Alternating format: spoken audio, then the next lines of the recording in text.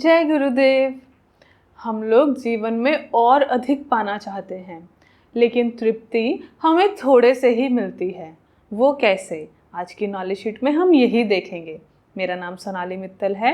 हम लोग हर रोज इस चैनल पर आपको गुरुदेव का दिया हुआ एक ज्ञान पत्र देते हैं। अगर आप यहाँ नए हैं तो चैनल को सब्सक्राइब करें और बेल आइकन को प्रेस करें। आज का हमारा नॉलेज शीट संख्या 216, उसका शीर्षक है अणुव्रत। गुरुदेव कहते हैं कि हमारे मन को हमेशा और अधिक चाहिए, और चाहिए, और चाहिए। हमारे पास जितना होता है हमारा मन करता है कि और चाहिए। जिस तरह पैसा जितना हो हमें लगता है और चाहिए। चीज़ें हो, कोई भी चीज़ हो, हमें लगता है कि और मिलता रहे। इस तरह से अधिक की भावना हमेशा मन में रहती है।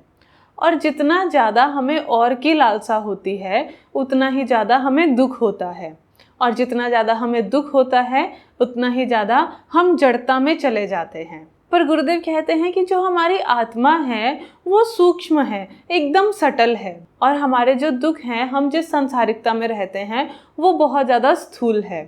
तो स्थूल से सूक्ष्म में जाना है।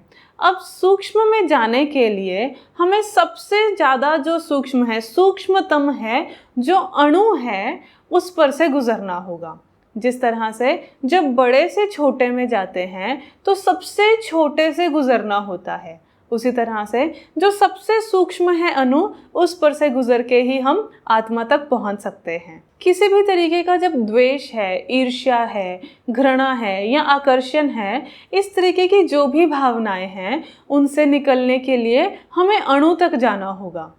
अणु तक जाने का क्या मतलब है कि हमें इन भावनाओं के एक छोटे से अंश को स्वीकार करना होगा।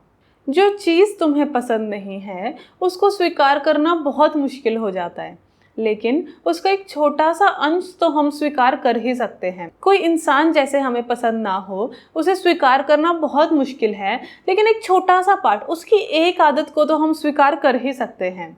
फिर गुरुदेव कहते हैं कि जब तुम एक छोटा सा अंश, एक छोटा सा अणु स्वीकार कर लेते हो, तब तुम परिवर्तन देखना शुरू कर देते हो।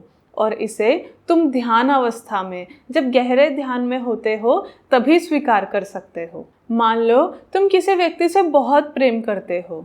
जब हम किसी से प्रेम करते हैं तो हमें लगता है कि वो हमें और मिल जाएं, वो हमारे जितना पास आते हैं हमें लगता है कि वो और पास आ जाएं। इस तरीके से वो जो और की भावना है वो कभी भी हमें संतुष्टि नहीं देती। कोई हमें मिल भी जाए तो भी हमें तृप्ति नहीं होती। लेकिन अगर हम ये अणुव्रत की प्रतिज्ञा को अपना लेते हैं तो उनका एक छोटा सा अणु, एक छोटा सा अंश भी मिल जाए तो वो भी हमारे लिए पर्याप्त होता है, वो भी हमें संतुष्टि देकर जाता है। तो उनके साथ बिताया हुआ एक पल भी हमें जीवन भर के लिए तृप्त कर सकता है। जिस तरह से नदी बहुत विशाल होती है, लेकिन अगर हमें प्यास लग रही है तो उसकी एक घूंट भी हमारी प्यास बुझाने के लिए काफ़ी है। इस पृथ्वी पर, इस सृष्टि में इतना भोजन है, इतना आहार है, लेकिन हमें तृप्ति देने के लिए थोड़ा सा अंश ही काफ़ी है। इस तरह से अगर हम किसी भी चीज़ का थोड़ा सा अंश ही स्वीकार कर लेते हैं तो वो छोटा सा अंश ही पर्याप्त होता है हमें संतुष्ट करने के लिए। इस पर स्टेफनो नाम के एक डिवोटी प्रश्न पूछते हैं कि जो इतनी मुसीबतें हैं उनका क्या?